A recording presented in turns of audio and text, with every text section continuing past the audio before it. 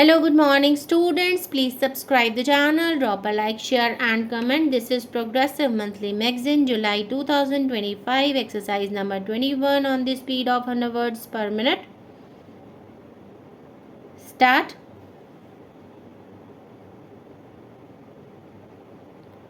Honorable Speaker, Sir, top 50 tourist destination sites in the country will be developed in partnership with states through a challenge mode. Land for building key infrastructure will have to be provided by states. Hotels in those destinations will be included in the infrastructure HML. The following measures will be taken for facilitating employment-led growth. 1. Organizing intensive skill development programs for our youth, including in institutes of hospitality management. 2. Providing mudra loans for homestays. 3. Improving ease of travel and connectivity to tourist destinations. 4. Providing performance linked incentives to states for effective destination management, including tourist amenities, cleanliness, and marketing efforts. And 5. Introducing streamlined e-visa facilities along with visa fee waivers for certain tourist groups.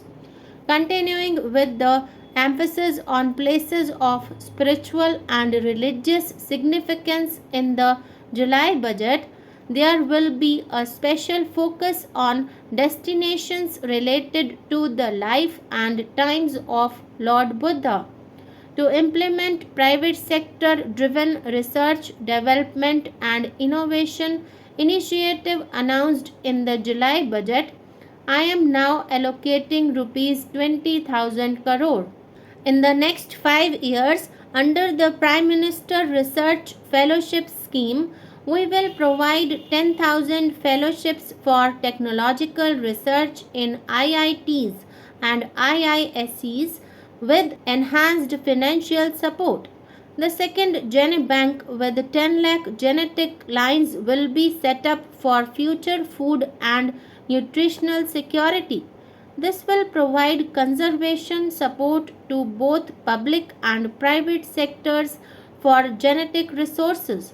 We will start a national geospatial mission to develop foundational geospatial infrastructure and data. Using Prime Minister Gati Shakti, this mission will facilitate modernization of land records, urban planning, and design of infrastructure projects. A Gyan Bharatam mission for survey, documentation, and conservation of our manuscript heritage with academic institutions, museums, libraries, and private collectors will be undertaken to cover more than 1 crore manuscripts.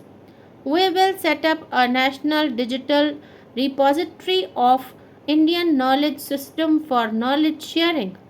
We will set up an export promotion mission with sectoral and ministerial targets driven jointly by the Ministries of Commerce, MSME, and Finance.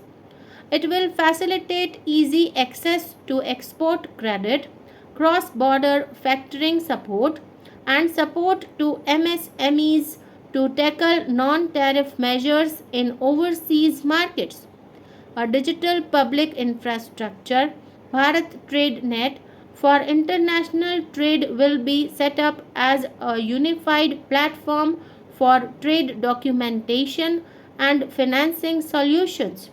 Support will be provided to develop domestic manufacturing capacities for our economy's integration with global supply chains. Sectors will be identified based on objective criteria. Facilitation groups with participation of senior officers and industry representatives will be formed for select products and supply chains. Through this, there are huge opportunities related to Industry 4.0, which needs high skills and talent. Our youth have both. Our government will support the domestic electronic equipment industry to leverage this opportunity for the benefit of the youth.